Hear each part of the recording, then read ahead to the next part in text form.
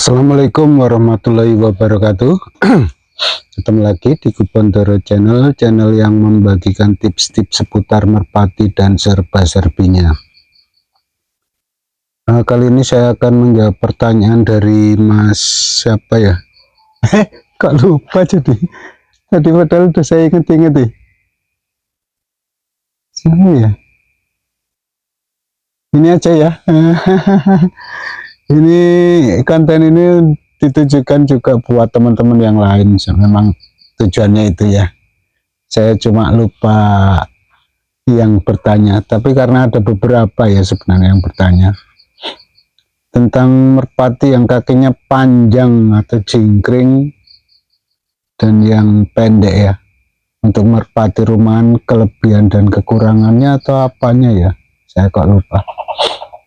Tapi saya akan mencoba ini ya, menyampaikan apa kalau biasanya kalau untuk rumahan itu kaki yang panjang sama yang pendek itu bagaimana. Merpati rumahan itu kan mainnya cenderung tinggi ya teman-teman semua.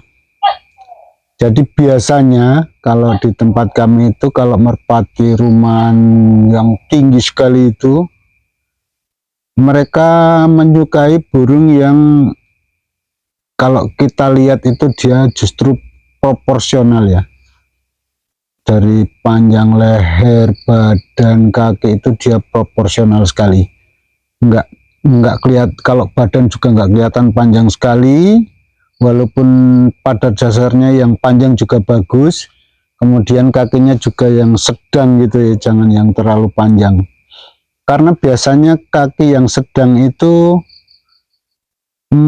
kemampuan manuver dari ketinggian yang sampai nitik itu dia mampu turun. Karena kalau menurut saya yang saya perhatikan ya, kalau burung rumahan yang sampai betul-betul nitik ya, bukan tingginya sedang atau masih kelihatan. Karena dulu kalau main tomprang di tempat saya itu kalau bukan anak-anak kecil yang ikut nonton biasanya nggak kelihatan ya, untuk orang-orang yang sudah berumur ataupun istilahnya ya kayak saya ini atau ke bawah sedikit kemudian ke atas, itu biasanya udah nggak mampu melihat burung itu. Jadi saking tingginya kadang hilang kadang kelihatan gitu. Nah itu biasanya burung-burung itu di bawahnya nggak ngedor, biasanya cuma rapi atau malah ngeper gitu ya, pak gitu. Kalau teman-teman atau bisa dibayangkan lah, kalau burung suk gitu tingginya turun kok terus sampai bawah itu sampai ngedor gimana kondisinya. Makanya sering ya, kalau burung rumahan itu justru yang di bawahnya ngeper. Itu kalau saya perhatikan dia ada rambun Jawa Gresik, apa rambonannya Jawa Gresik.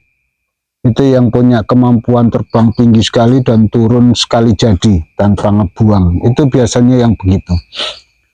Nah unsur Jawanya ini yang membuat dia ngeper.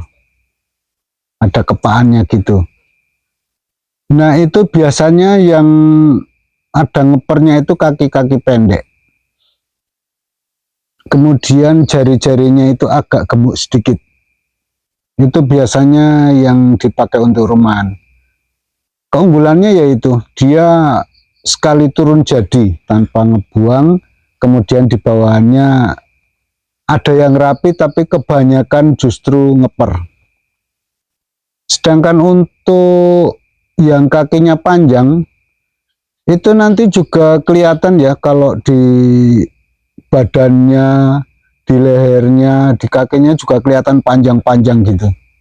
Walaupun kalau kita lihat secara umum dengan perbandingan panjang tubuh, panjang kaki, panjang leher itu sebenarnya dia serasi, sebenarnya dia proporsional. Tapi kesan yang kita lihat karena memang terbiasa melihat burung yang proporsional tapi dia sedang, artinya tidak terlalu panjang, tidak terlalu pendek, maka itu tampaknya dia panjang.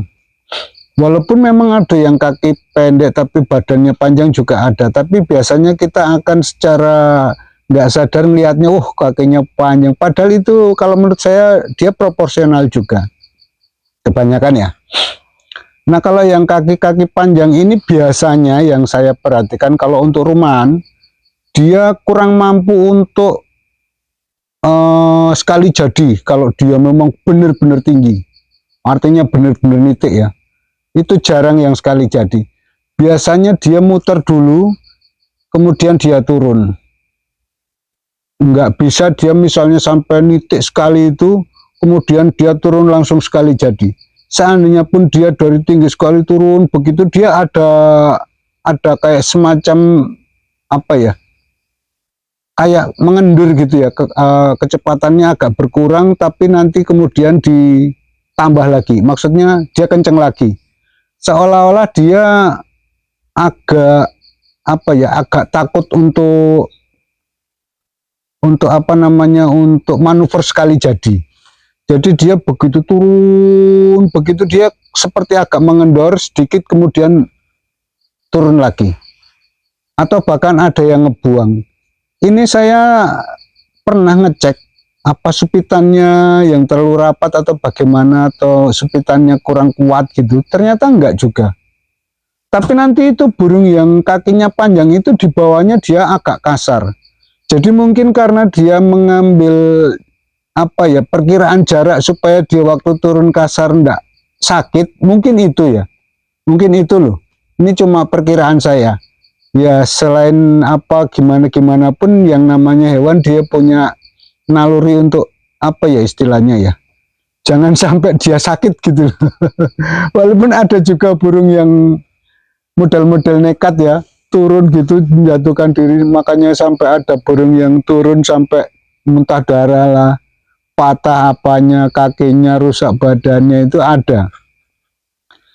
Tapi biasanya ini untuk burung-burung yang secara khusus ya, maksudnya yang panjang, yang bukan yang nekat-nekat itu. Karena biasanya itu juga tergantung terah itu yang begitu-begitu itu ya.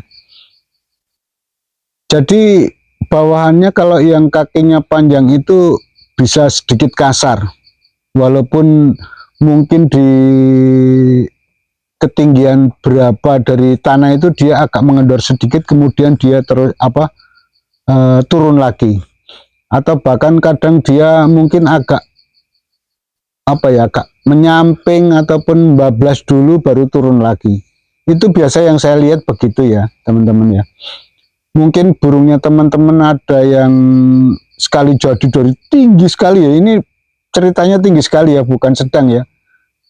Kakinya panjang, dia mampu dari satu titik itu sampai bawah tanpa ngebuang atau sekali jadi, itu mungkin itu suatu keistimewaan.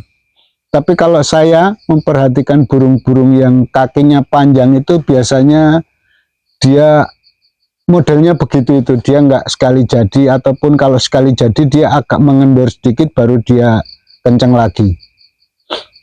Itu teman-teman ya, kalau ada milik teman-teman yang kakinya panjang sekali jadi dari posisi nitik, itu kemungkinan istimewa itu.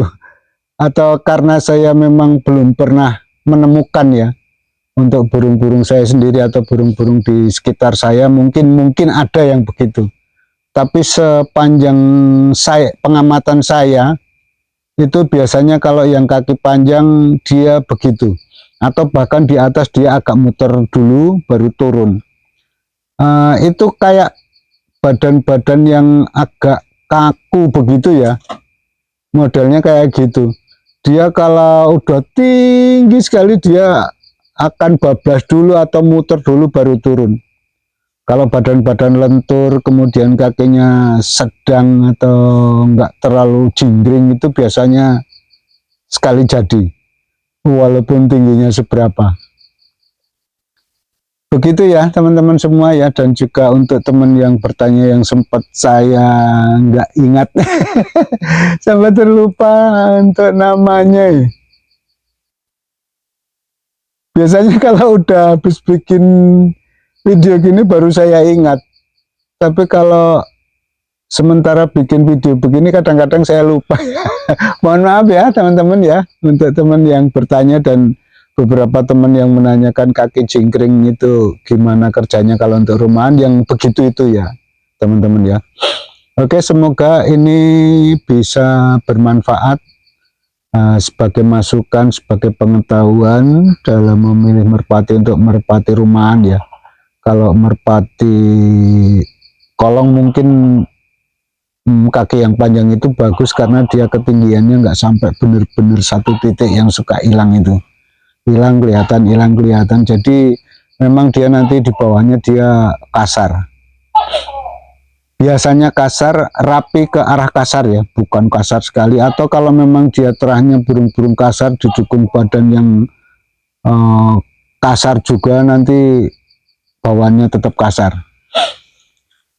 Oke, semoga ini bermanfaat. Akhir kata saya ucapkan terima kasih. Wassalamualaikum warahmatullahi wabarakatuh.